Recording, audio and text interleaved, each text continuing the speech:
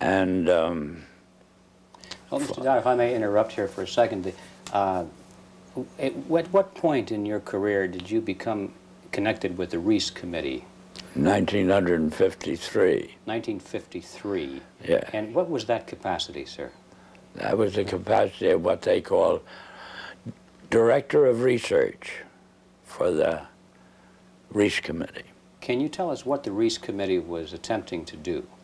Yes, I can tell you. It was operating and carrying out instructions embodied in a resolution passed by the House of Representatives, which was to investigate the activities of foundations as to whether or not these activities could justifiably be labeled un-American without, I might say, defining what they meant by un-American.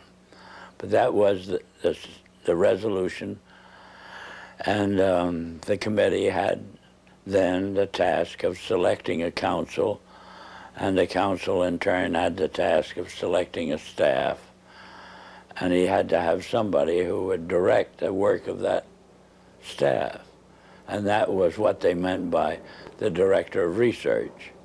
What were some of the details, the specifics that you told the committee at that time?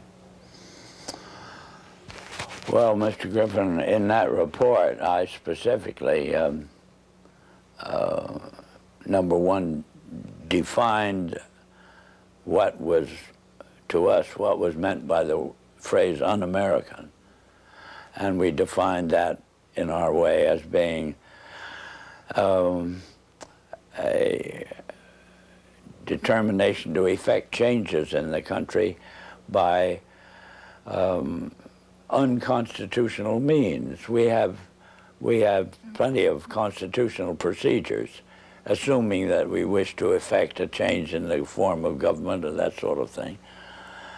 And therefore, any effort in that direction which did not avail itself of the procedures which were authorized by the Constitution could be justifiably called un-American.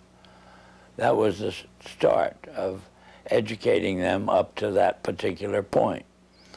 The next thing was to educate them as to the effect on the country as a whole of the activities of large endowed foundations over the then past 40 years. What was that effect, sir?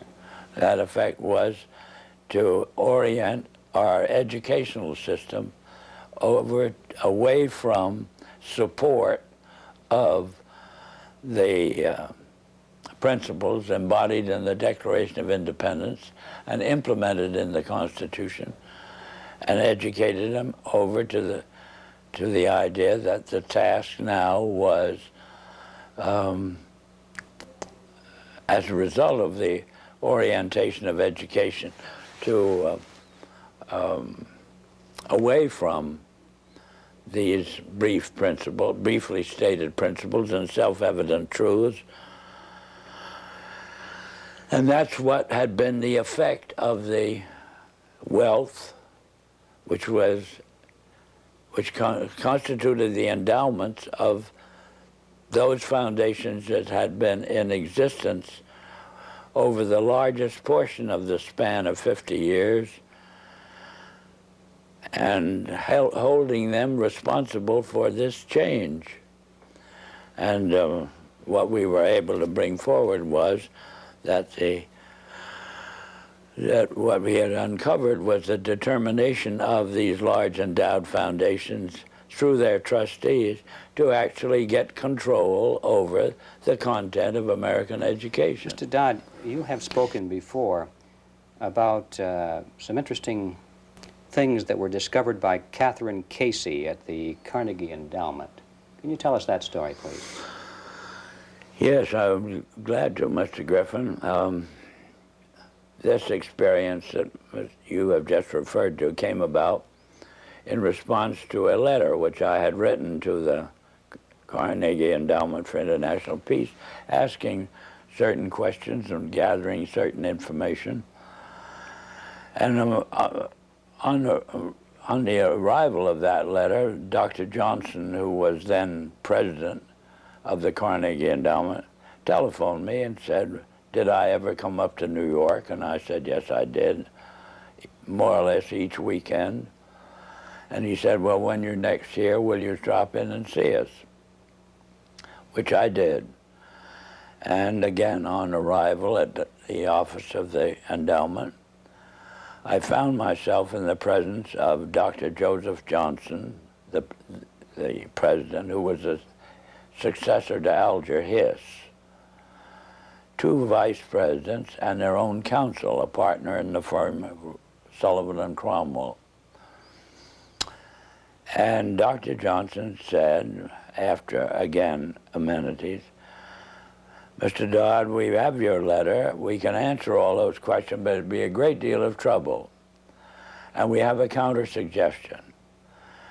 And our counter-suggestion is that if you can spare a member of your staff for 2 weeks and send that member up to New York, we will give to that member a room in the library and the minute books of this foundation since its inception.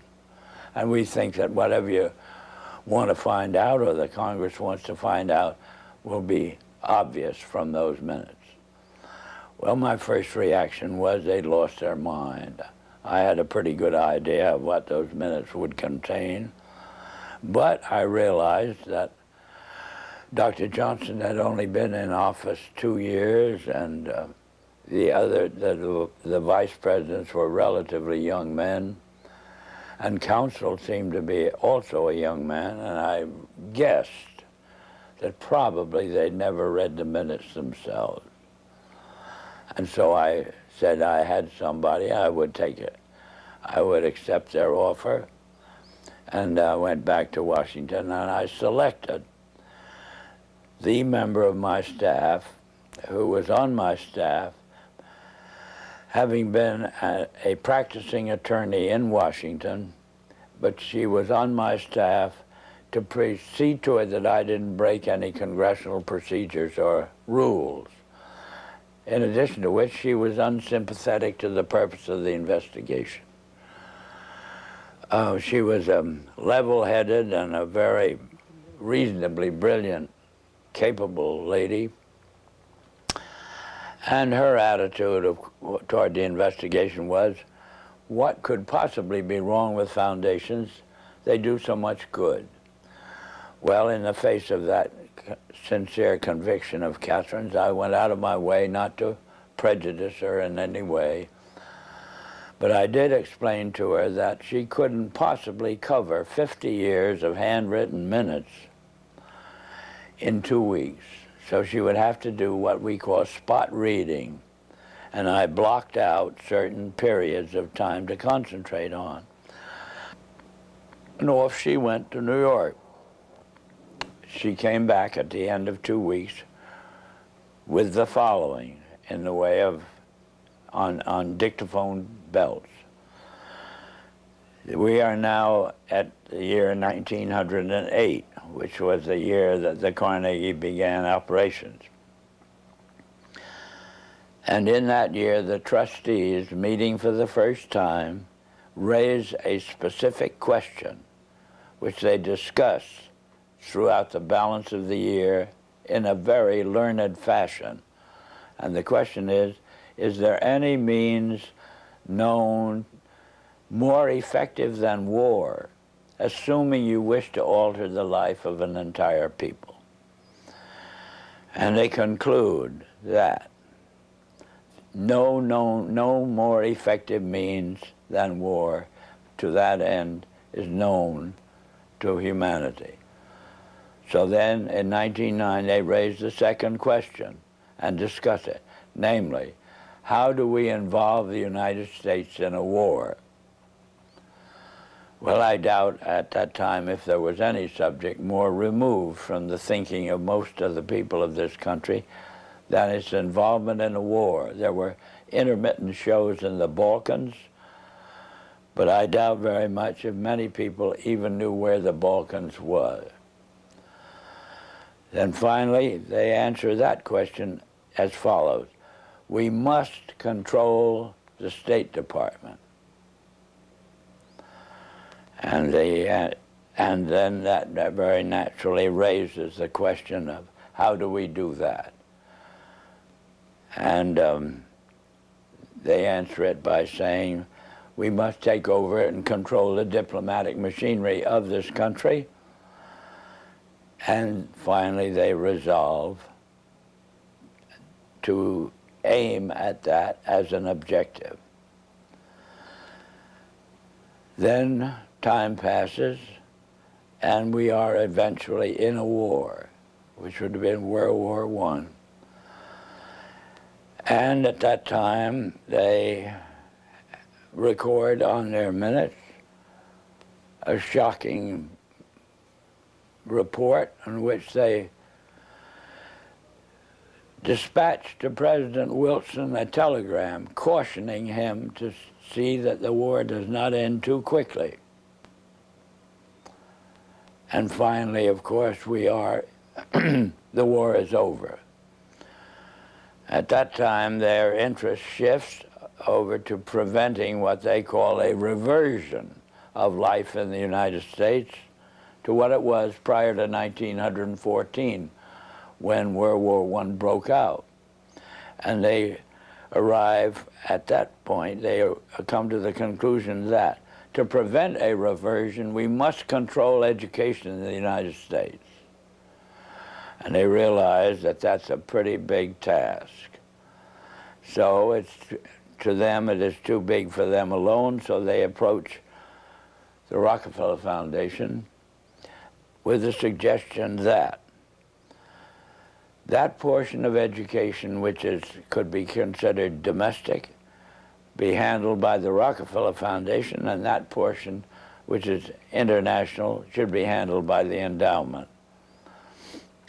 And they then decide that the key to the success of these two operations lay in an alteration of the teaching of American history.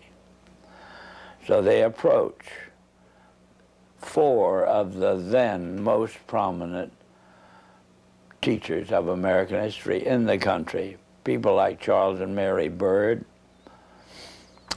and their suggestion to them is, will they alter the manner in which they present this subject, and they get turned down flat.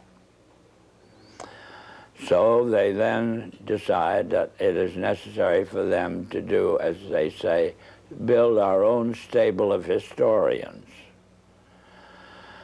And then they approach the Guggenheim Foundation, which specializes in fellowships, and say, when we find young men in the process of studying for doctorates in the field of American history, and we feel that they are the right caliber, will you grant them fellowships on our say-so?